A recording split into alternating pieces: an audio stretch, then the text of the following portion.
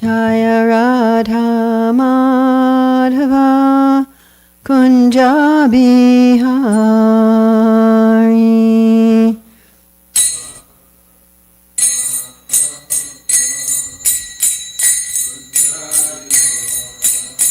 Jaya Radha Madhava Kunja Bihari.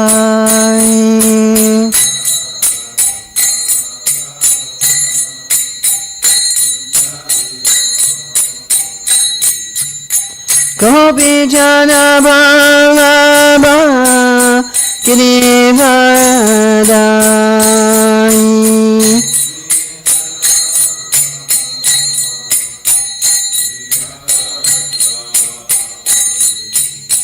Gopi Jana Vallabha Girivardhari.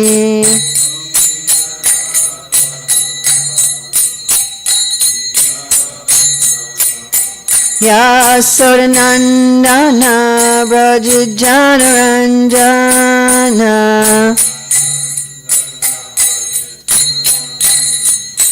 Yasodanandana Braja Janaranjana.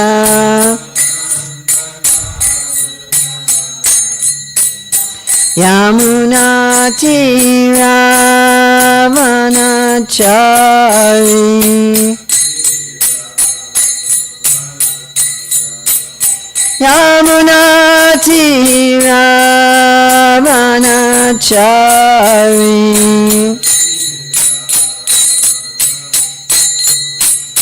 Jaya Radha Madhava Kunja Bihari.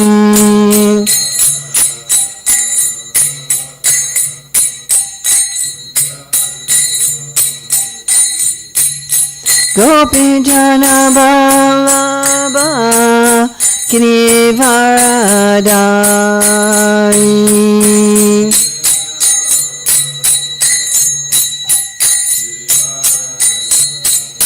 Yasodanandana Braja Janaranjana.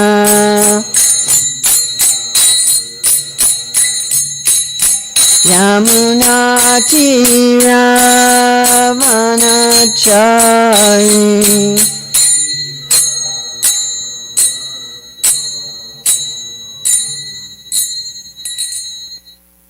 Jayam Vishnupad Paramahamsa Parivrajikacharya Asatara Satyashri Srimad is Divine Grace A.C. Bhaktivedanta Swami Maharaj Prabhupada Ki Jai. ISKCON founder Acharya Srila Prabhupada Ki Jai. Anantakoti Vaishnava Vrinda Ki Jai. Namacharya Srila Haridas Thakur Ki Jai. Prem Shri Kaho Shri Krishna Chaitanya Prabhu Nityananda Shri Advaita Gadadhar Shivasadi Gaur Bhaktivinoda Ki Jai. Shri Shri Radha Krishna Go Gopinath Shaim Mukunda Radha Kunda Giri Govardhana Ki Jai. Vrindavan Dhama Ki Jai, Mathura Dhama Ki Jai, Navadvip Mayapur Dhama Ki Jai, Jagannath Puri Dhama Ki Jai, Gangamai Jamuna Devi Ki Jai, Bhakti Devi Ki Jai, Tulsi Maharani Ki Jai, Samaveta Bhaktivinoda Ki Jai, Gaur Premanande.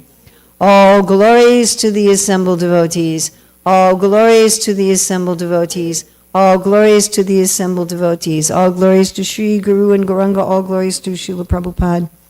Nama Om Vishnupadaya Krishna Prastaya Bhutale Srimate Bhaktivedanta Swami Niti Namane. Namaste Sarasvati Deve Gauravani Bacharani Nirvisesa Sanyavadi Bhaskachade Satarne. Vandeham Shri Guru Shri Yuta Padakamalam Shri Gurun Vaishnavamscha. Shri Rupam Sagrajatam Sahagana Raghunatam Vitam Stam Sajivam. Sadvaitam Sadvadutam Parijana Sahita Krishna Chaitanya Devam. Shri Radha Krishna Padam Sahagana Lalita Shri Vishakam Vitamscha. Vanchakalpatrubhischa Kripasindhivyevacha Patitanam Pavanevyo Vaishnavevyo Namo Namaha. Om Namo Bhagavate Vasudevaya. Om Namo Bhagavate Vasudevaya. So it is January 27th, 2025, And we are in New Goloka, Hillsborough, North Carolina. And we're reading from Srimad Bhagavatam, Canto 10, Chapter 59, which is the killing of the demon Naraka, text 42. Ato muhurta ekasmin nanagare shutashriyaha yajopayema bhagavan tavadrupa darovyayaha. Please chant.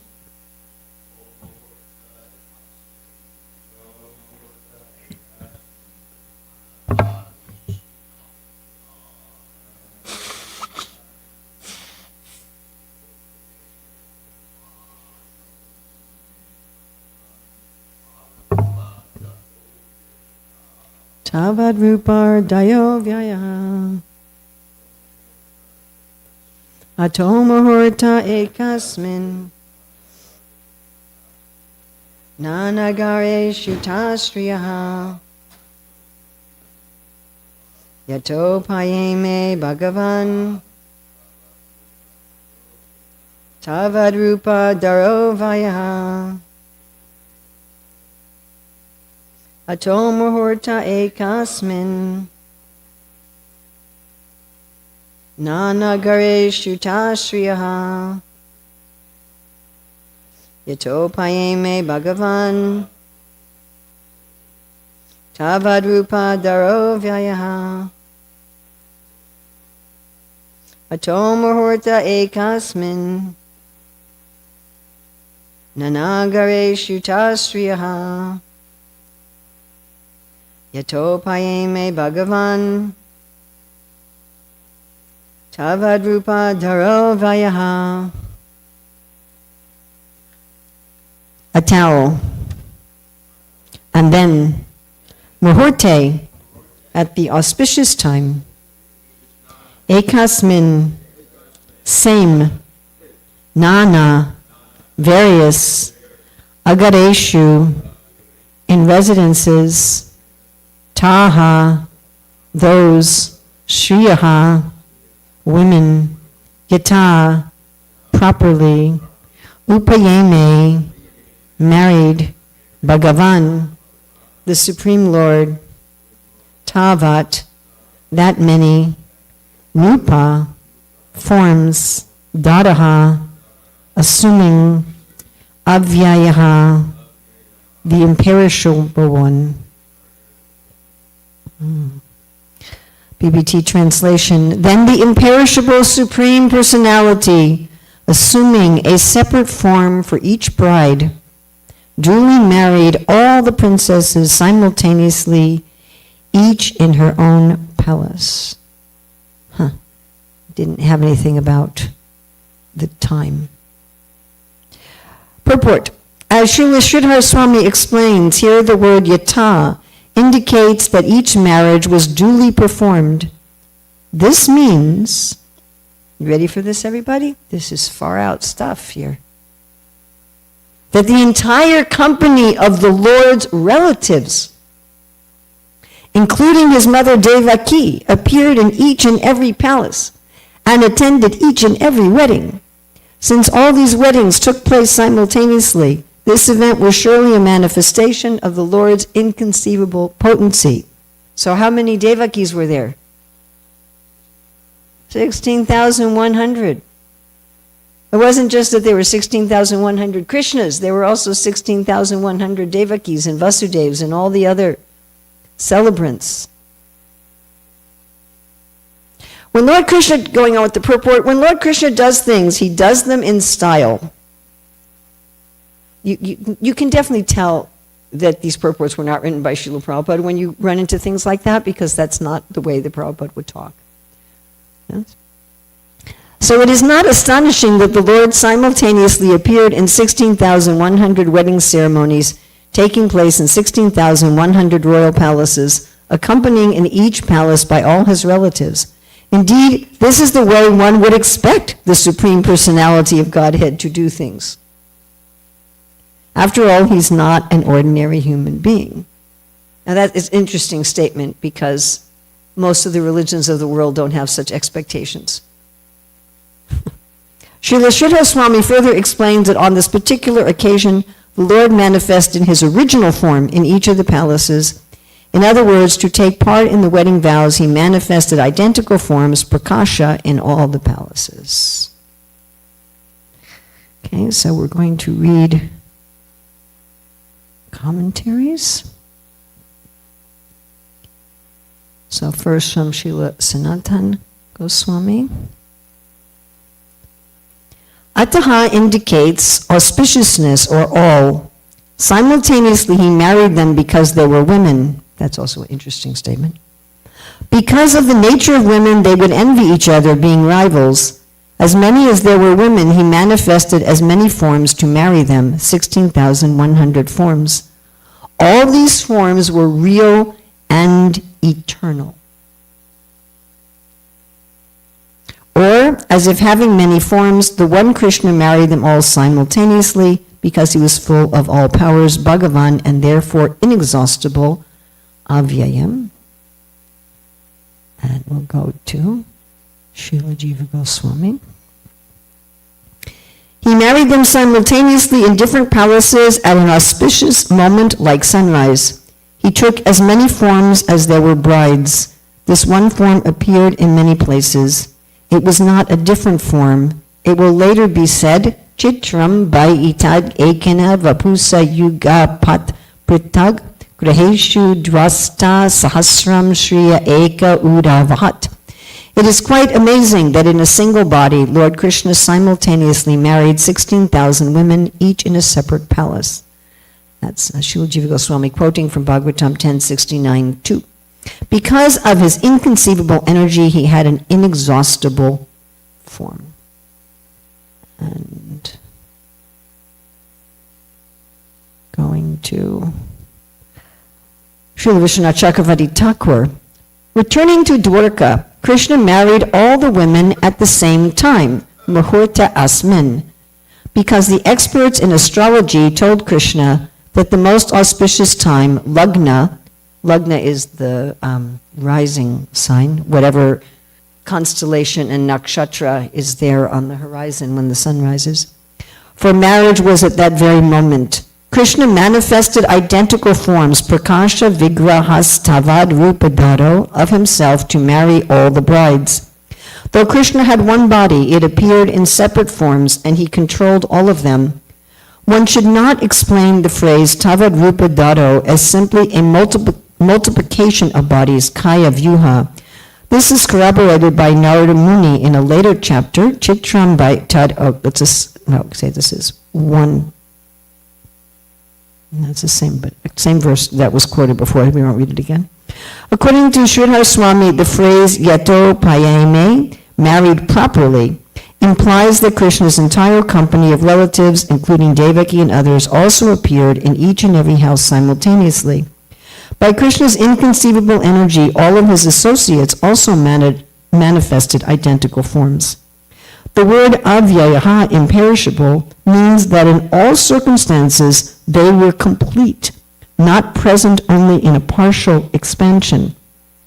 The Brihad Bhagavatamrita confirms this point. The Prakasha forms of Krishna are not different at all from the original form of Krishna.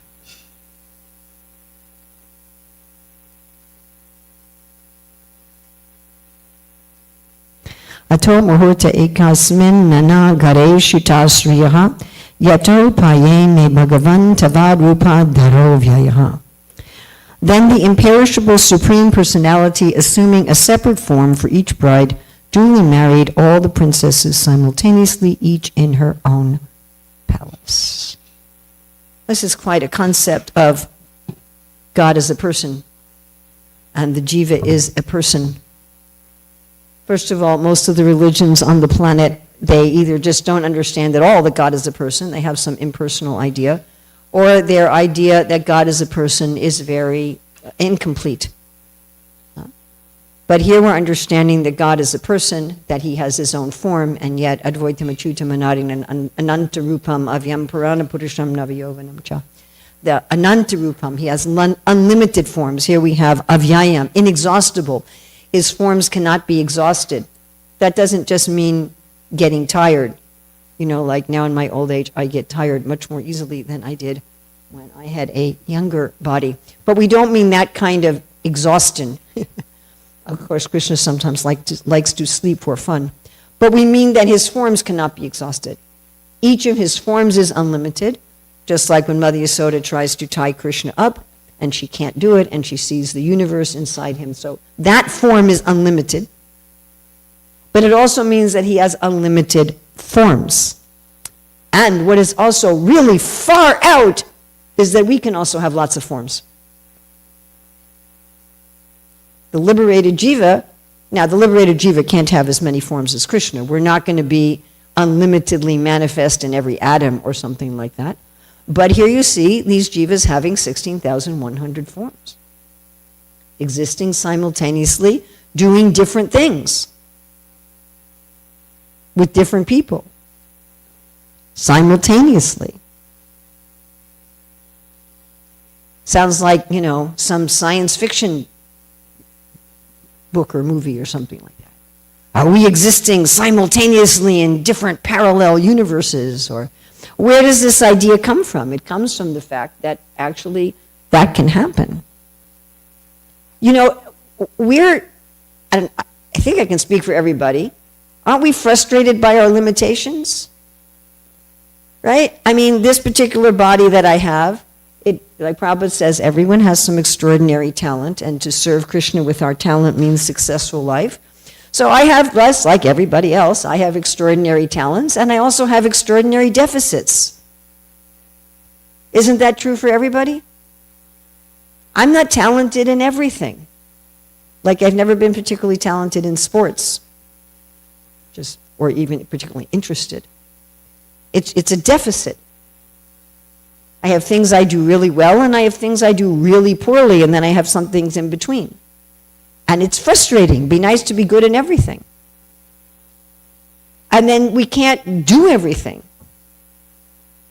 If you've got a female form, you can grow a baby inside you. If you have a male form, you can't.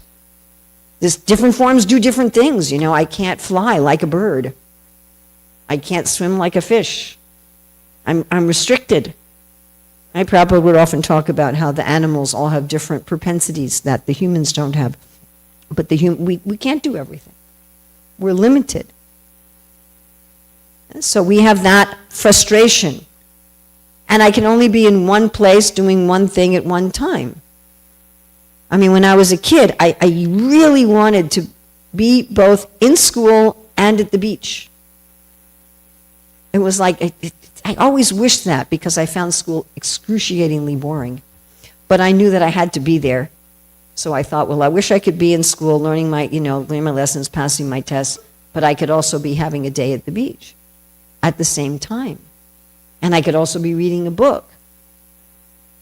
Those of us who are skilled multitaskers, like I can do 3, maybe 4 things at once, but only sitting in one place. I can't do them in different places, but I want to. Haven't you all wanted to do that?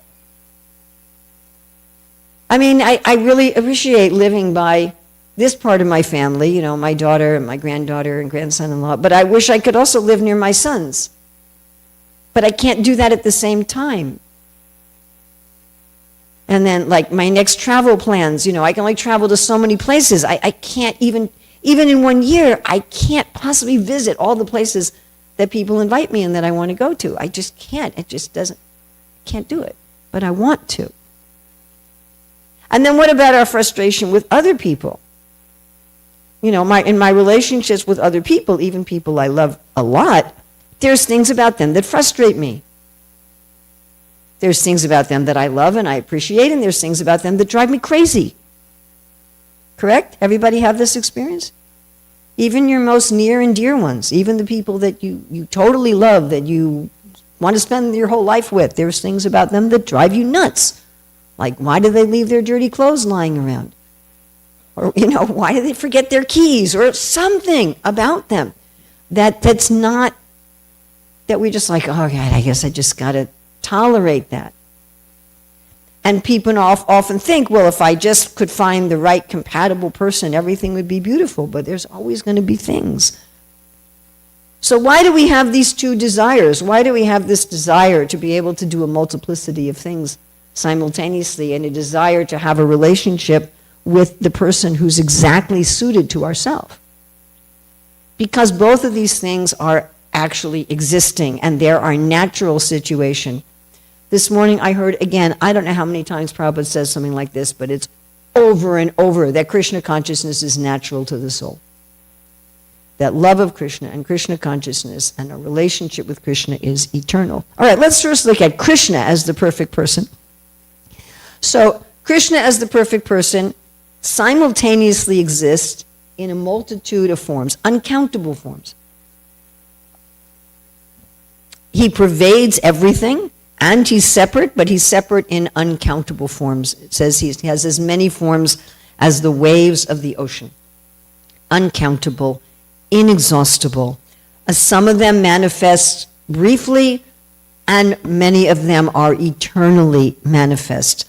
Some of them show only certain aspects of himself, like his Narayana form doesn't show the full range of rasas. He has them, he just doesn't manifest them. Just like, if we're at a job, we're not manifesting all aspects of our personality. It's not that it's not there, but it never manifests. But then he also has different types of incarnations, some that are only partial expansions of himself, and some that are all identical forms, some that are slightly different but with the same potency, like Balaram. Krishna and Balaram are really interesting because they'll sometimes have different opinions about the same thing. And sometimes very strongly held different opinions about the same thing. I know myself, I sometimes have two strongly different opinions about the same thing, yes? I really want to do something and I really don't want to do something at the same time. And with Krishna, that's exhibited in two different personalities.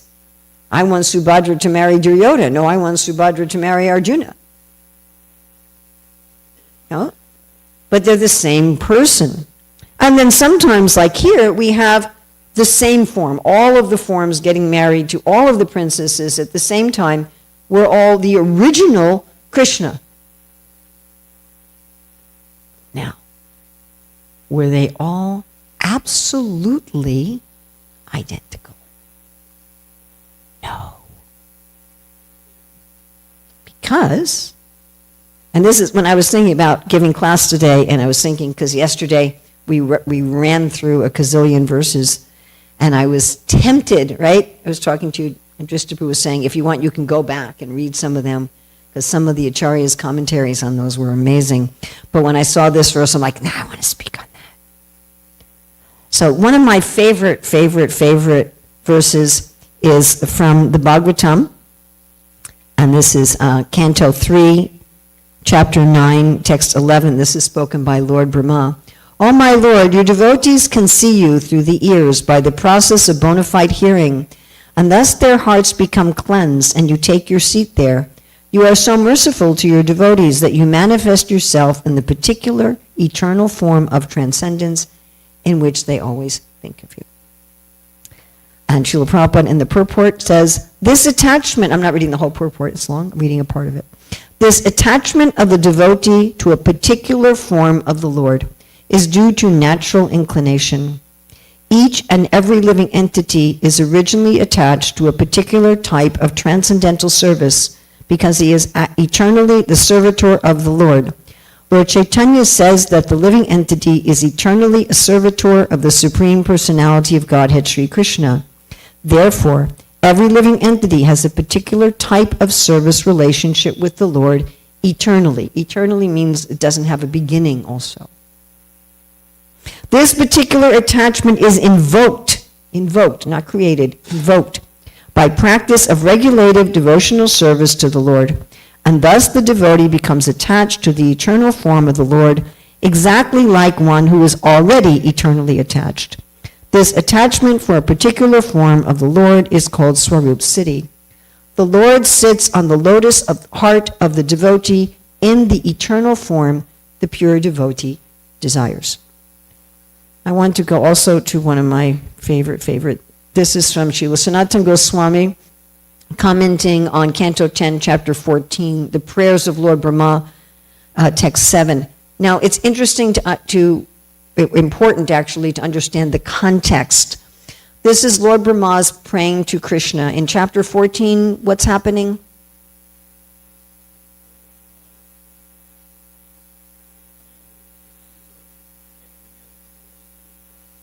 He's trying to make amends for what he did in Chapter 13. And what happened, though? What Leela is happening here?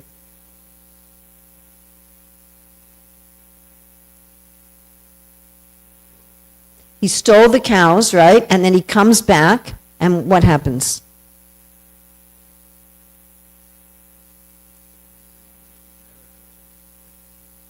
He sees Krishna's manifest himself as the boys and calves, and then what do all the boys and calves do?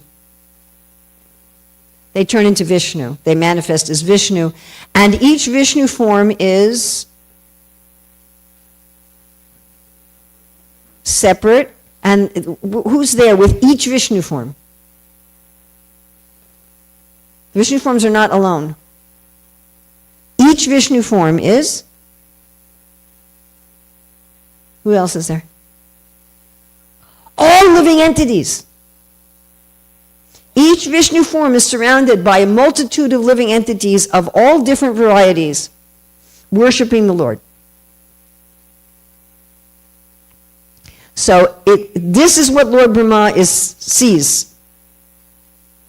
He sees Krishna with the cowherd boys, and the same cowherd boys, ostensibly the same cowherd boys and calves. And this bewilders Lord Brahma. Why?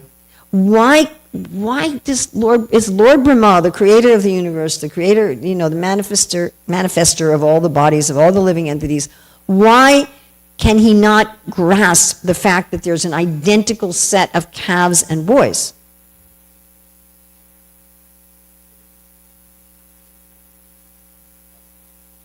But why couldn't there be an identical set?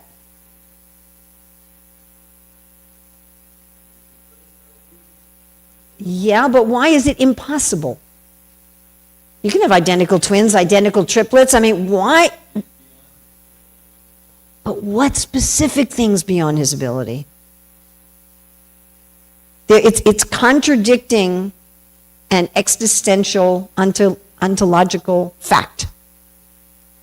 That each jiva is individual and unique. You cannot have two identical jivas.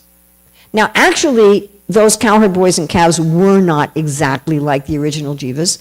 The difference was in the relationship. They had a slightly different relationship with the other residents of Vrindavan, correct?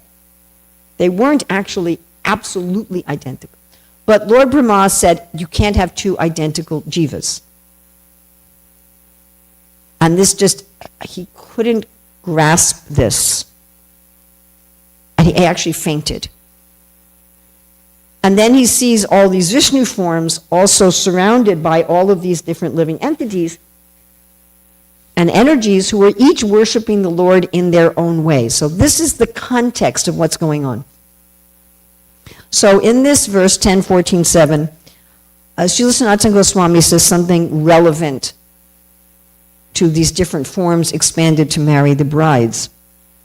He says, who can in detail enumerate your qualities? No one can, because you have appeared in the world to give benefit to all the jivas. The meaning is this: the Lord reveals qualities suitable for the benefit of that jiva.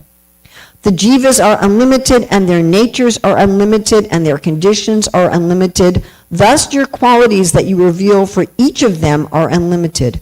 It is not possible to count them. No one can count them.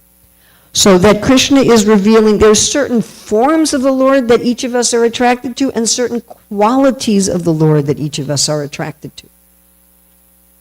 And when Krishna's dealing with a living entity, he's dealing with them according to their particular desires. So each of these 16,100 queens, they're all different people. And their particular way of responding to Krishna is a little different. In Ujjwala Nilamani, Srila Rupa Goswami describes 350 or 360 different categories of gopis, and ultimately he says and queens, and he says there's as many categories of consorts of the Lord as there are living entities who are consorts of the Lord. But he also describes different manifestations of Krishna. He describes, takes the 4 basic personalities, Dhirodata, Dhiraprasanta, Dhiralalita, and he divides those into different categories and those into categories of categories of categories. And each of these queens desires to see the Lord in a particular way. So although these forms of Krishna were, quote unquote, identical, the relationship they had with the queens was not identical. The relationship Krishna has with Rukmini and the relationship he has with Satyabhama, the relationship he has with Jambavati is somewhat different. And with each of these 16,100 queens also. And he's doing different things in each of these weddings. I was once at an educational convention by this one publisher, and they were bragging that in all of the schools that use their materials, that at like 11:03, you could walk into the 3rd grade classroom in any of these schools and the teachers would all be doing exactly the same thing. And I thought, that's disgusting. Why bother having a teacher? Just have a robot. I mean, what you're supposed to do if you're a good teacher is you have your lesson plan, you have your materials, but when you get in the classroom, you have to adjust that lesson according to the needs of the students at the time. I'm just remembering years ago in ISKCON Soho, it was Madhvacharya's appearance or disappearance day, and I had prepared for 2 weeks a detailed philosophical class about his particular philosophy. Chaitanya Mahaprabhu has an Achinta Beta philosophy. Madhvacharya has a somewhat different philosophy.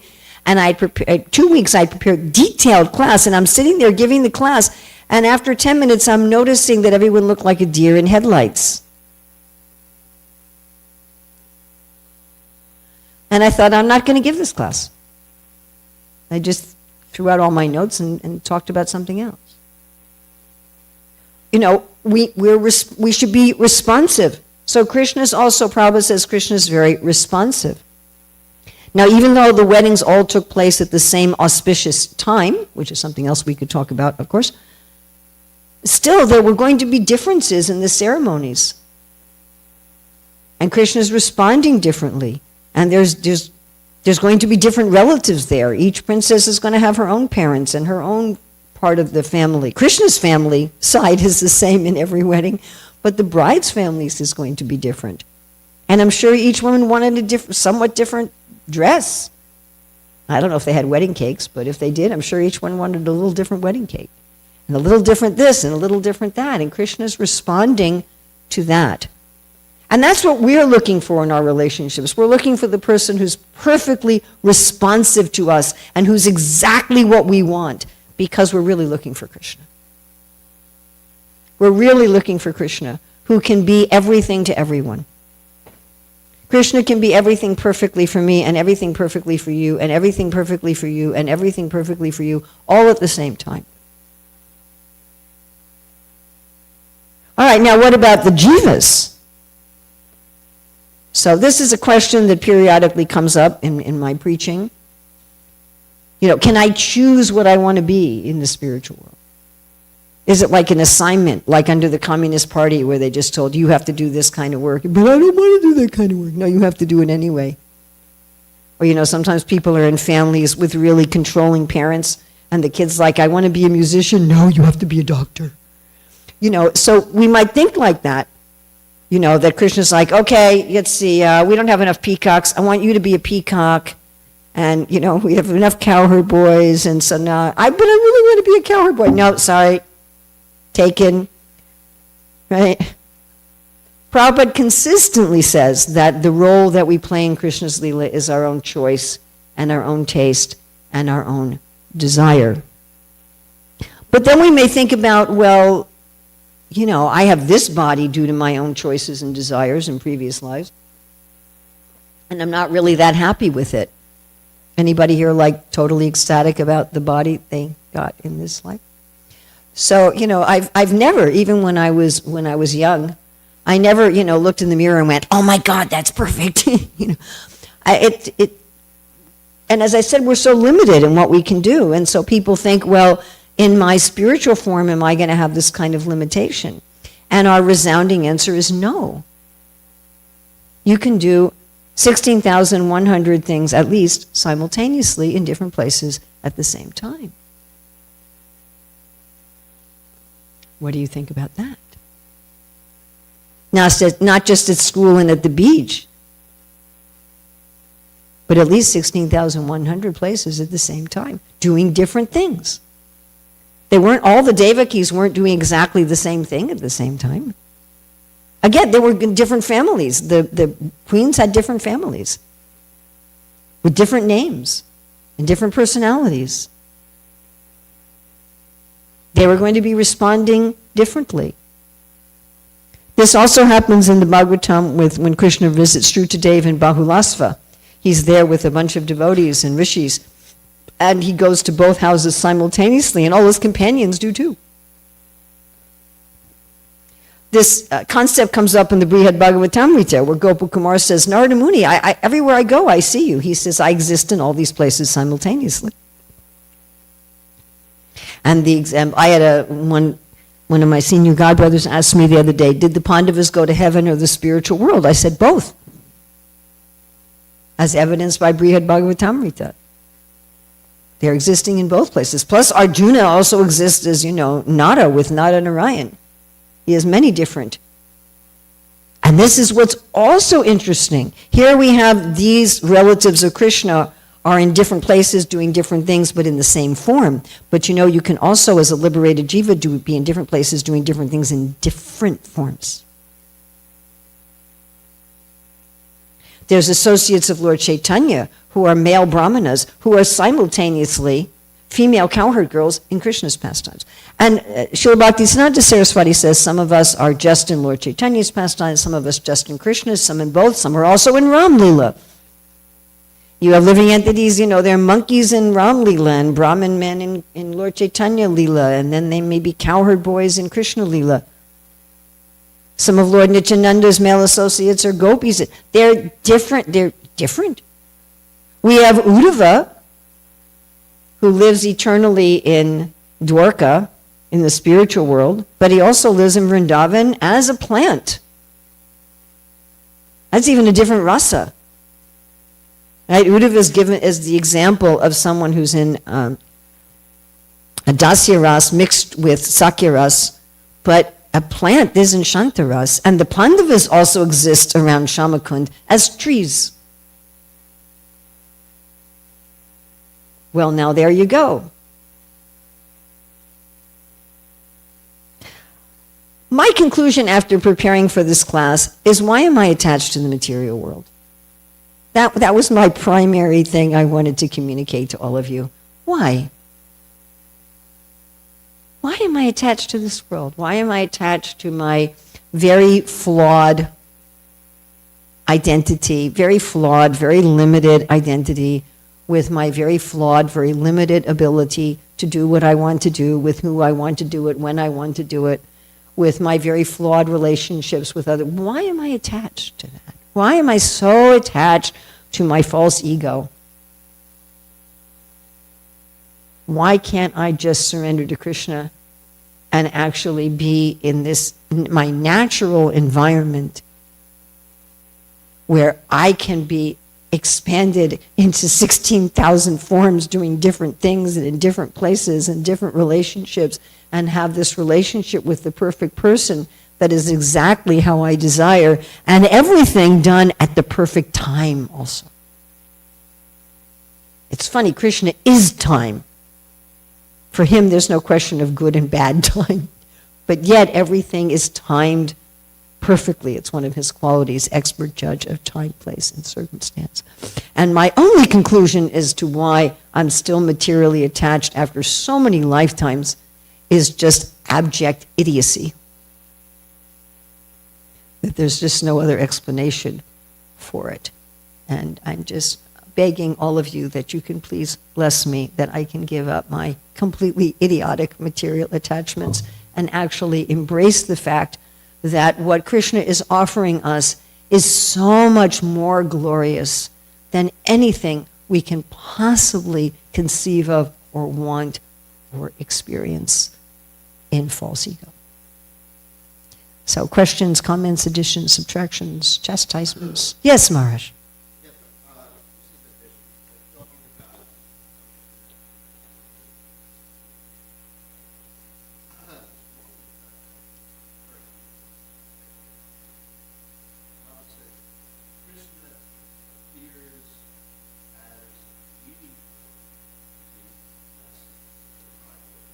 Uh-huh.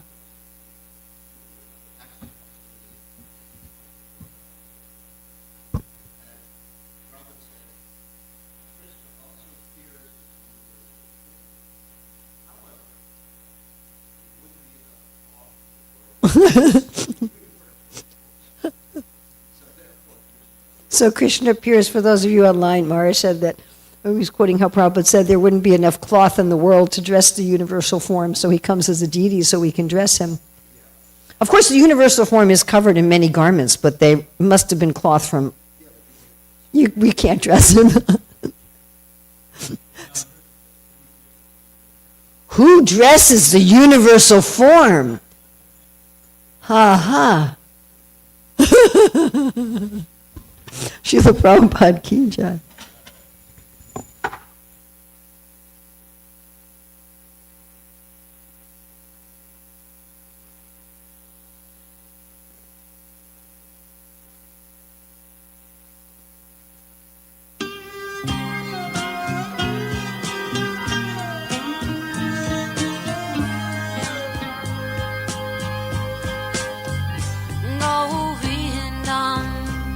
Adipurusham Tamaham Bhajami Govindam Adipurusham Tamaham Bhajami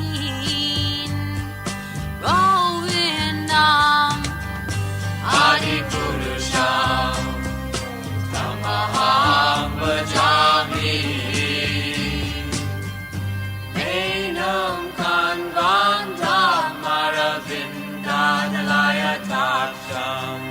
Marhavatam Samasitam Buddha Sundarangam Nandar Bhagom Vidamaniya Vishesha Shobha Govindam Adipurusham Tamaham Bhajami Govindam Adipurusham Tamaham Bhajami Govindam Adipurusham Tamaham Bhajami Andani Yasa Sakalem Priya Priti Manti Vasyan Dipan Kayanti Chiram Naganti Ananda Chinmaya Sadhu Jala Vigrahasya Govindam Adipurusham Tamaham Bhajami Govindam Adipurusham Tamaham Bhajami Govindam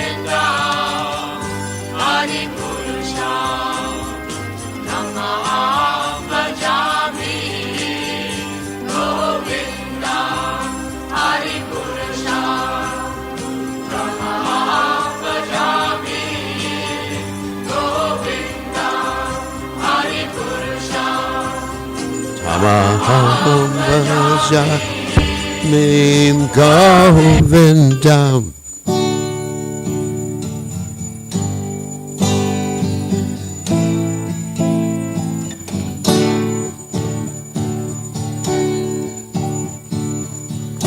Namago Vishnu Jaya Krishna Prasthaya Uttare Shrimate Bhaktivedanta Swami Nityananda.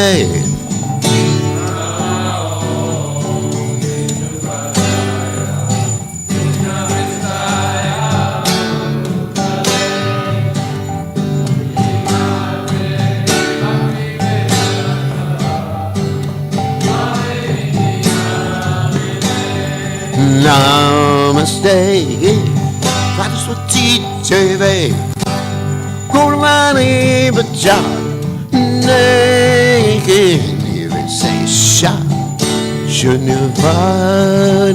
Vasacha, Jesa Taranay.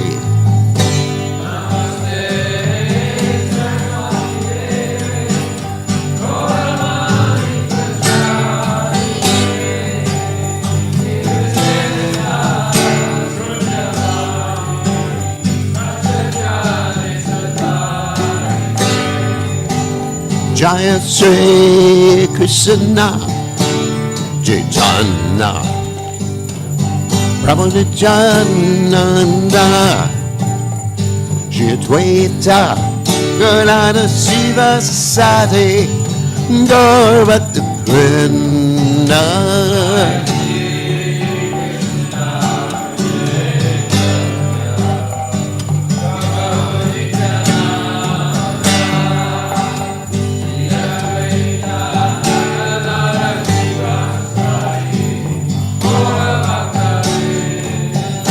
Jaya Shri Krishna Chaitanya Prabhu Nityananda Shri Advaita Gadadhara Shiva Sati Gaurvata Vrinda.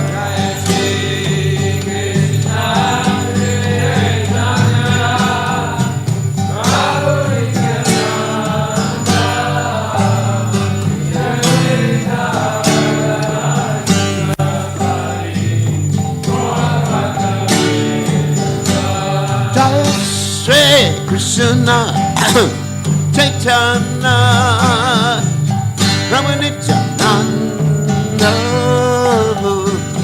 Advaita Gadadhara Shiva Sati Gaurvata Vrinda.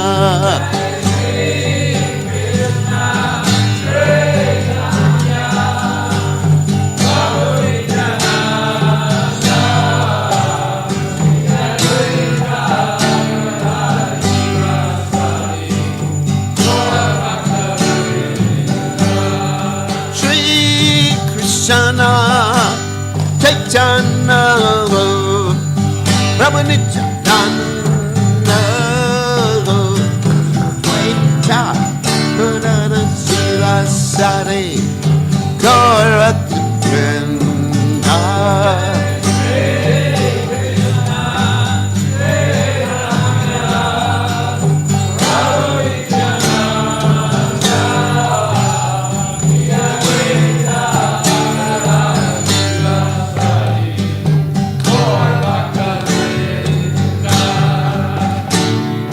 Hare Krishna, Hare Krishna, Krishna Krishna, Hare Hare, Hare Rama, Hare Rama, Rama Rama, Hare Hare.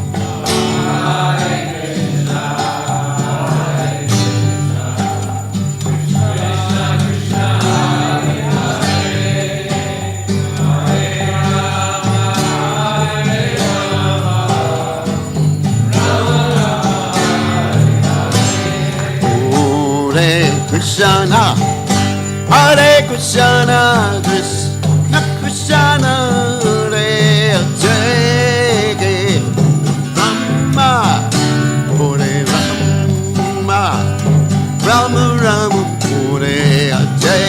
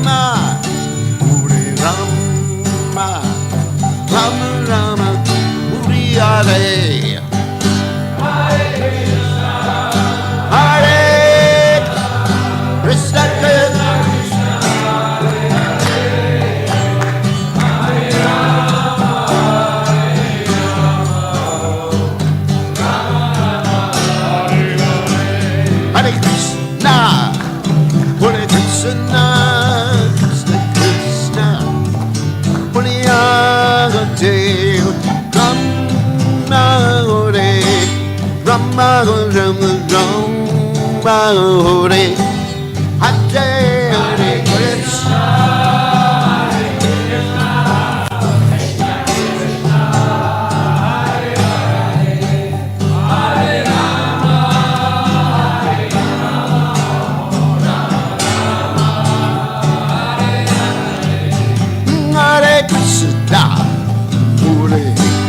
Krishna, Krishna, Krishna, Hare Hare Hare, Rama Hare, Rama, Rama Rama Hare, Hare Hare.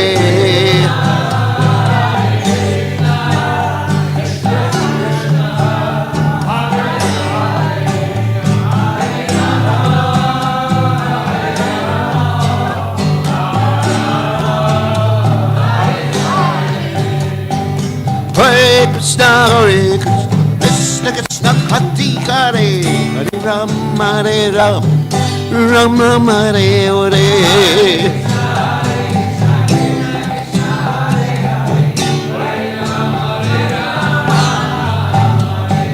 Hare Krishna, Hare Krishna, Krishna Krishna, Hare Hare, Hare Rama, Hare Rama, Rama Rama, Hare Hare.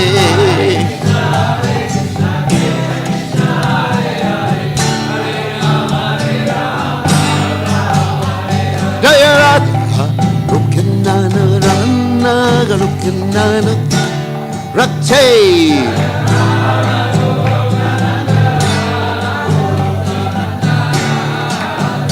Jaya Radha, Rukinana Rana, Rukinana Rate.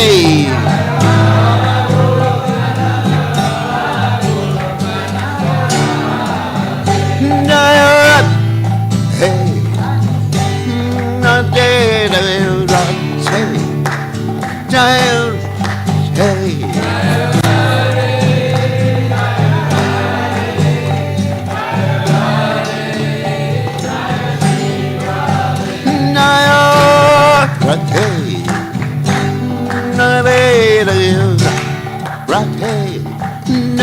Radha, hey.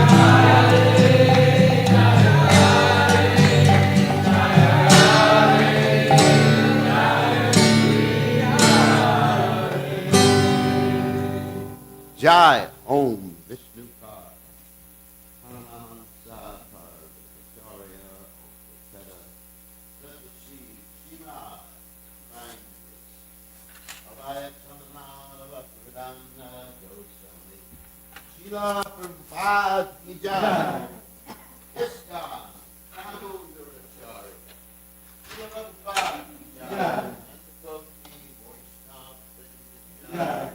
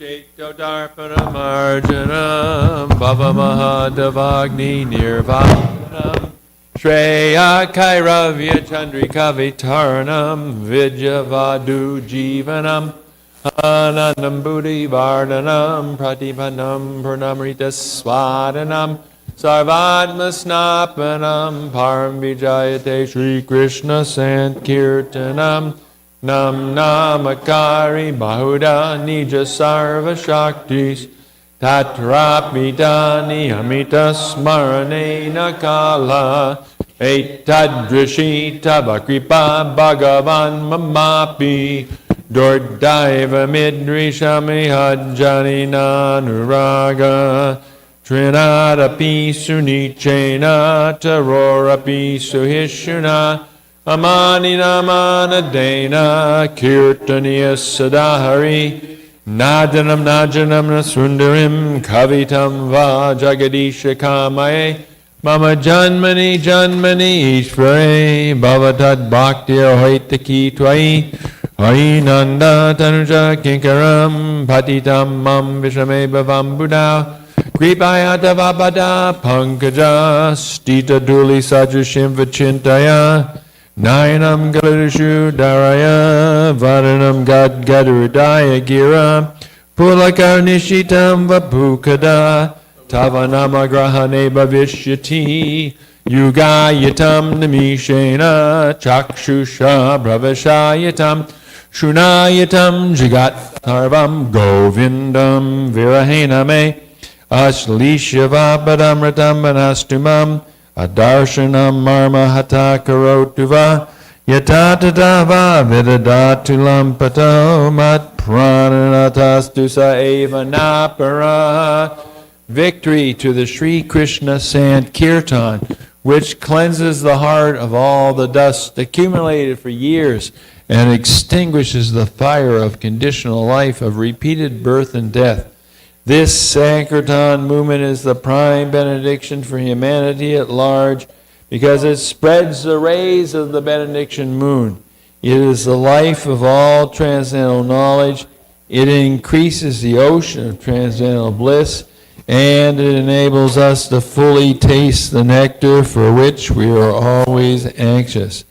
O my Lord, congregational chanting of your holy name alone can render all benediction to living beings, and thus you have hundreds and millions of names like Krishna and Govinda.